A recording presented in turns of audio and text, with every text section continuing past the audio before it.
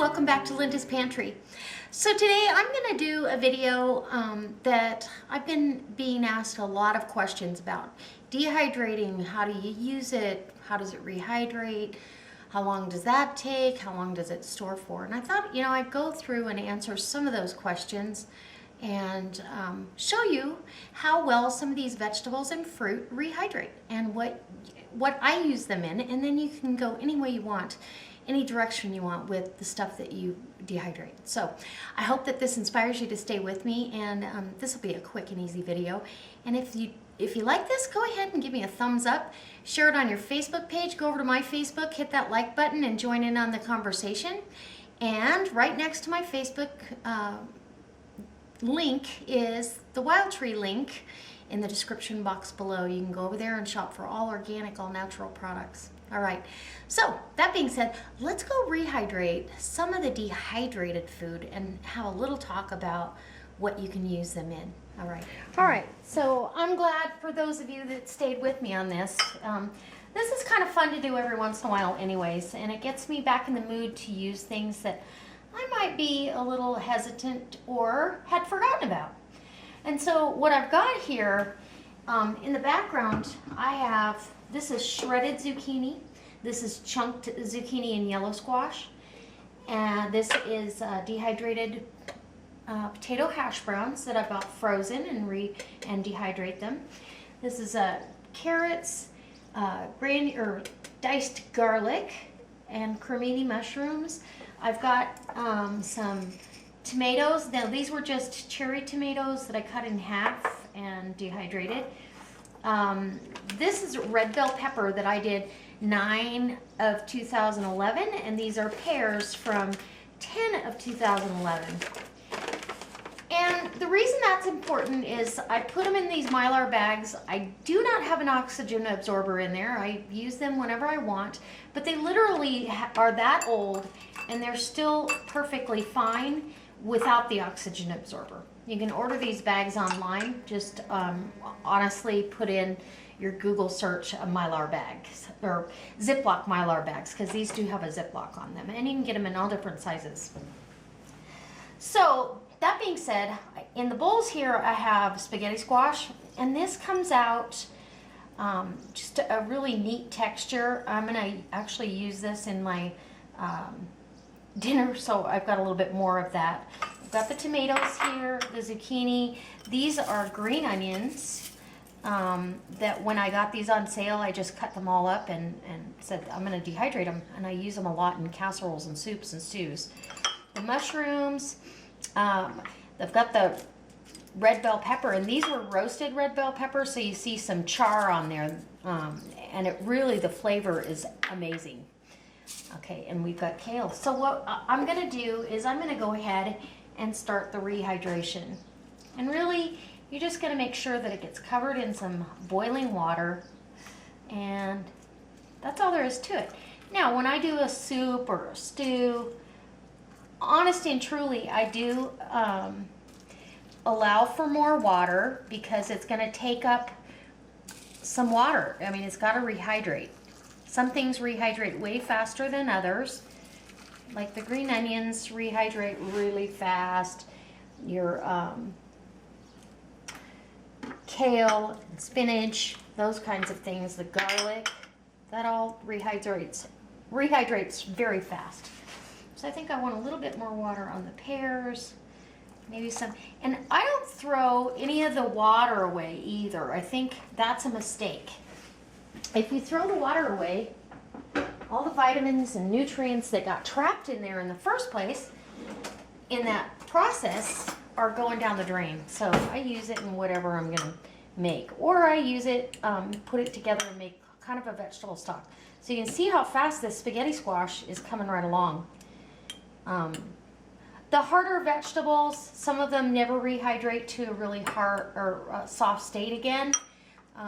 Like tomatoes, to me, seem to be a little on the chewy side. Your kale is rehydrating. And in soups and stews, you would never know that I didn't cut up the kale or the zucchini or any of this fresh and put it in there. Mushrooms stay a little bit on the chewy side, and so do the peppers. But you can see the color of the water as well. And the garlic's almost there.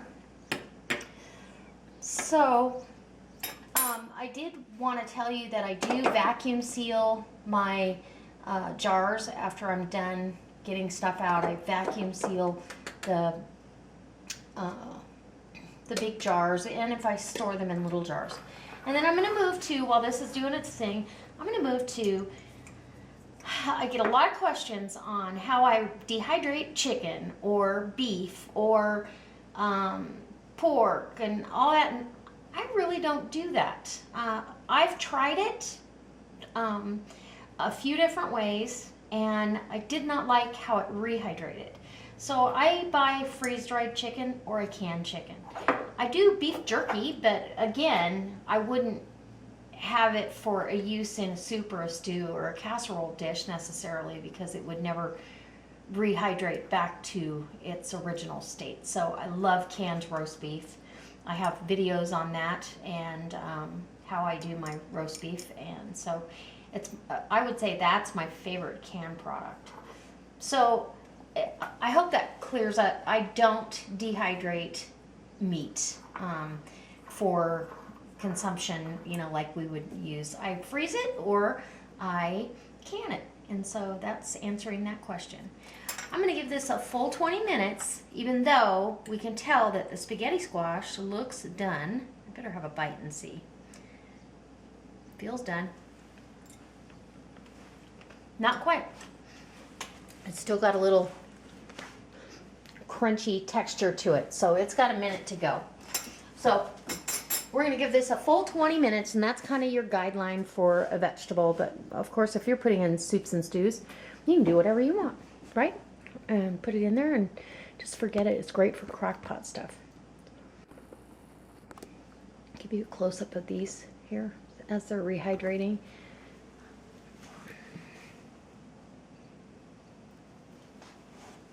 So you can see what's going on. Look at that kale. The mushrooms and the zucchini. Zucchini takes a little bit of time. It gets dried out pretty good. And the pears. And those tomatoes, they're going to plump right up. I really enjoy putting fresh tomatoes and dehydrated tomatoes in dishes because it changes the texture. So there we go. So it's been well over 20 minutes, and I want to make sure that you get a feel for how this comes out. Now all the bowls have cooled off, and so I'm going to drain the pears. Now you could keep the water. I want to see if it has any flavor to it. It should. Oh wow. That's a really delicious light pear flavor, and I would use that for either lemonade or iced tea. Add some tea to that. It's lightly sweetened and it's a natural sugar. So I am going to pour that off because I don't want to throw that away. I'm kind of surprised. We eat the pears quite often. We just eat them as a snack. And they're kind of leathery as a snack. I left the peels on. So what happens to the pear? Boy, that is delicious. What happens to the pear is the center gets very soft, and you could actually make, if you peeled these, then you could make pear applesauce, or like an applesauce, only a pear sauce. So the center is really sweet and soft. Well, the outside has some chew to it, but it's not at all unpleasant. I really, really like it. This would be good in a cake, pie, over yogurt, you name it. This is really a great little tidbit to have on your shelf. Sweet treat. Okay. Now I'm going to get, and these are all going to be for me. And what I'm doing is I'm going to make some veggie stock, if that makes sense to you. So all the liquid that's coming off of these is gonna, and it's all got a little bit of color to it. It's gonna go into this as a vegetable stock. So you're not wasting any of it. These onions do really well for like stir fry and that kind of thing. Okay, and here's the mushrooms. And the kale. I could smell the kale. Kale has that distinctive smell. Gosh, and look at how, I hope you can see this. Let me see. Look at how well this rehydrated. I mean, this is, I didn't steam it or anything first. It just got dehydrated. It's still got some texture to it. I mean, it's a tough vegetable. And honestly, if it wasn't wet, I would say it was fresh. I mean, that's the feel you get in your mouth, if that makes sense. So I'm putting that over here. And kale in a soup is just fabulous. Okay, so there's those peppers. Those pretty.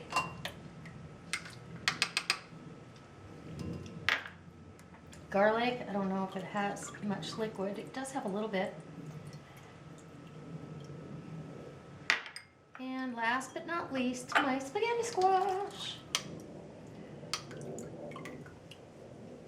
I'm going to go ahead and kind of push that down, get the liquid out of that a little bit more. It tends to really hold on to the liquid. And such a low calorie kind of a deal here. So at this point, I could definitely make a soup. I've already got my stock. I've got all of this. I want to taste that little bit of vegetable stock, so to speak. Oh wow, that is really, really good. Okay, we're not throwing that out either. Super delicious. You can taste all of these vegetables. I can taste the mushrooms, a little bit of the tomato, a light garlic flavor.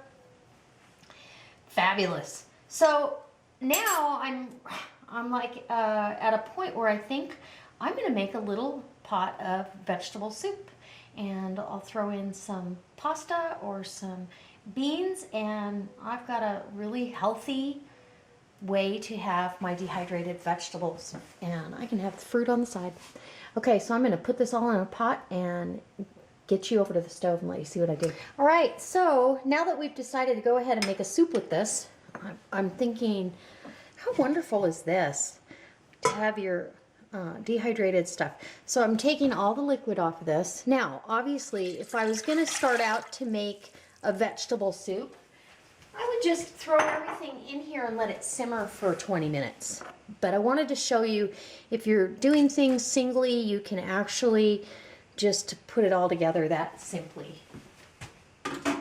And then, because I've got it out, and I'm kind of a carnivore of sorts, okay, I'm going to go ahead and put a spoonful of the garlic. I'm not going to use all the garlic because I've got plans for that. And it's almost like the spaghetti squash is behaving like a pasta, so I really don't need any pasta to speak of. Get the light on that. But I am going to go ahead and add some freeze-dried chicken. And you only need a little bit to flavor it. And this one was the bottom of the number 10 can. So it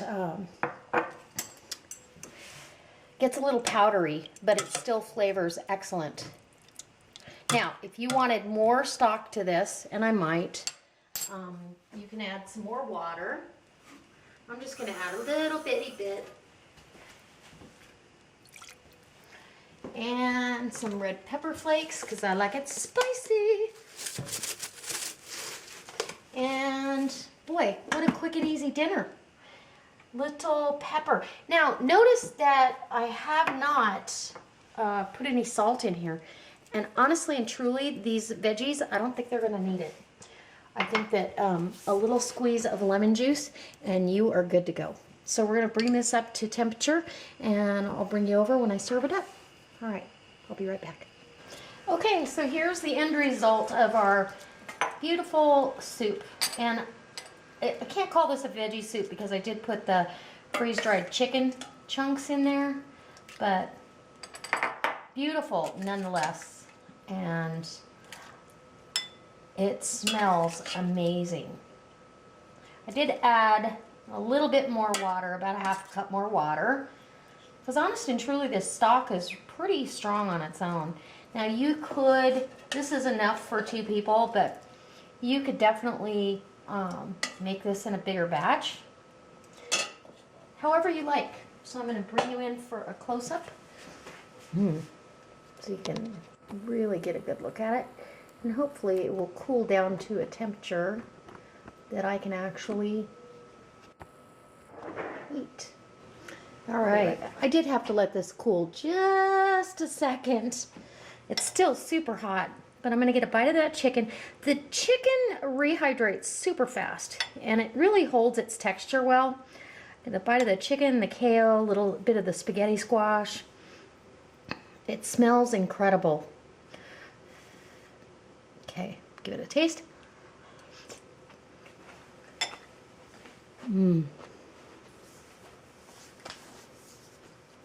Wow. That is wonderful. I can actually, I mean, it's got a lot of bite for your tooth, if that makes sense.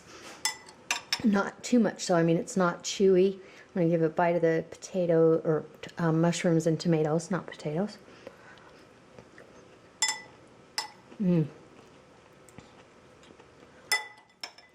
Wonderful. That tomato has that little acidic bite to it. It's just delicious. So truly guys, I can taste all the elements, the zucchini, the kale, you could use spinach instead. Spinach doesn't hold up quite as well as the kale does. And your zucchini bread and your spaghetti squash, you can make bread out of that, a sweet bread, without hesitation, or just use either one of them as a side dish. So I truly hope that this inspires you. I hope it brings you back. And as always, guys, if you like this, give me a thumbs up. If you really like it, go ahead and post it on your Facebook page and share it with your friends. All right, guys, I'll see you next time. God bless.